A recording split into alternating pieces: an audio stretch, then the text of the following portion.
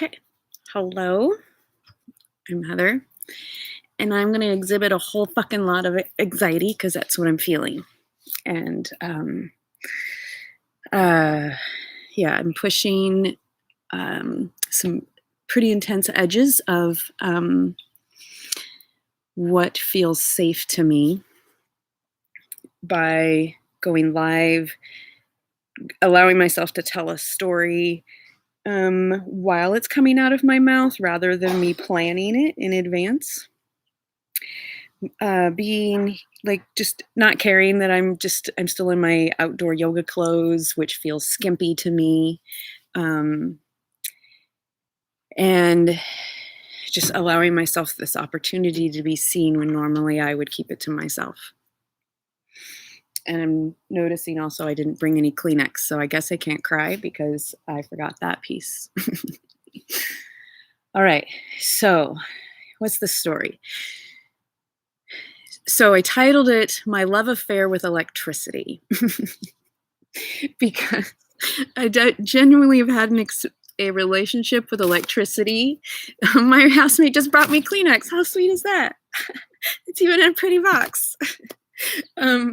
Okay, so yeah, I think I have a relationship with electricity that few people in the Western world at least do. And so sometimes it cracks me up and sometimes I'm kind of pissed about it, but basically what happened was, and I'm hoping the lighting will stay a little more consistent because I don't like it when it keeps changing on me. Basically what happened is when I was really little, I lived in normal houses in California and in Hawaii. And when I was around 6 or so, somewhere between 6 and 7, as far as I was concerned, it was abrupt. Maybe it was. We pretty abruptly moved to Alaska, my mom and I, and my eventual to become stepdad was there. We knew him from Hawaii, and he went to Alaska, and we ended up going to Alaska as well. And the very first winter, I think it was, we lived in an Airstream trailer. That was pretty damn rough. It felt like it was like living in a tin can in Alaska, and we were off grid. We did not have electricity in the trailer. We heated it with coal and cooked our food with a propane stove, and lit with candles and oil lanterns. And then we built a cabin by hand without power tools. I was 8 at the time. My brother was on the way. My first brother was on the way. And Pete, my stepdad, they weren't married yet, but and I'm sure there were community members who came to help, but we felled the trees on our property and we built a cabin out of it. And it was a very humble cabin, and it was an A-frame and very rough cut. Took a while to get like walls up, wooden walls. It was just the insulation covered by plastic for a long time, and so they kept improving on it over time and upgrading it, and turned the side of the house that had been a greenhouse into a little room so that my two brothers who were growing could have some space out from underneath just the little ladder that went up to my room, which was the attic. Not the attic, but the upstairs. And we finally got electricity when I was 12. So for those winters in between, and summers and nights and days and all of it, we didn't have electricity. And the evenings in the winter in particular were lit, for many hours because it's dark a lot in Alaska in the winter. with oil lanterns, and we had to be really careful to make sure that me, who's extremely klutzy, or the babies didn't knock them over and start a fire. A lot of candles, same thing. Everything is flammable. Everything. And so finally, when I was 12, we were able to get the electric wires lines out to the cabin. And every day since then, I feel a shiver of excitement when I turn on a light switch.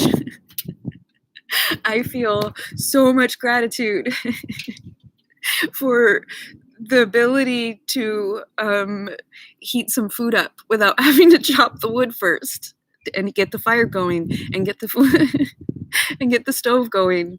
But I can just like turn on a hot plate and it's instant with electricity. I love electricity so much.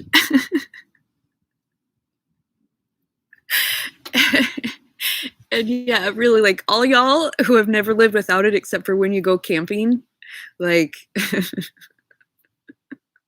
think about, okay, what's your worst possible camping scenario that you've ever been in where nobody died, but it was still really awful? You know, whatever that was, make it really, really years long, from 7 to 12 years old, camping without electricity. The camping continued until I was 18 when I moved to civilization. Moved to Oregon. And the joy of a daily shower. Oh my fucking God. I love running water. Okay, so I'll change the title of this story. I love electricity, my love affair with electricity and running water. Oh my God, running water. If you have never had to carry your own drinking water, cooking water, you have no fucking idea how amazing water is. So I have this other story I've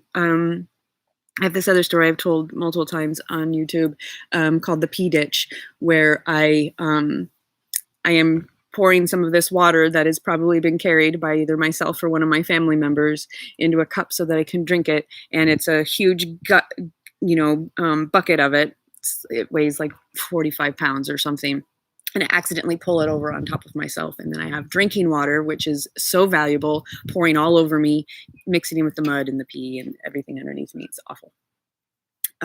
Anyway, so if you've never had to go without a shower for a really long time, unless you go melt snow, like that's what I had to do in the winters. I would melt snow so that I could take a goddamn bath, so that I could wash my hair. You know how long it takes to melt snow on the wood stove if you want to wash your hair too, if it's not just a cowboy bath?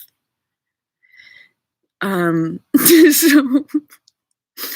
I feel so much joy and gratitude every time that I'm able to just turn on a tap and water comes out of it, number one. And number two, it gets heated by my old friend electricity or sometimes something else, but still it gets heated by some other force rather than me, that I didn't light that fire. I didn't chop that wood. I didn't have anything to do with that process. I didn't even chop that much wood. My mom did a lot of it. I was never big enough. I couldn't swing the fucking maul. I was too small. Anyhow, I don't feel like I adequately describe my love affair with electricity and running water, but I feel like some of the energy has released. And I'm noticing some disappointment because a lot of times the imagining I have in my head is much more colorful and exciting and fulfilling and like detailed than what comes out in actual practice. So that's what I'm trying to expand my capacity for, is to translate what's going on in my imagination out into my actual words that other other humans can hear. Sometimes I hope that I could just transmit an entire packet of information, just like, okay, here's this idea. What do you think?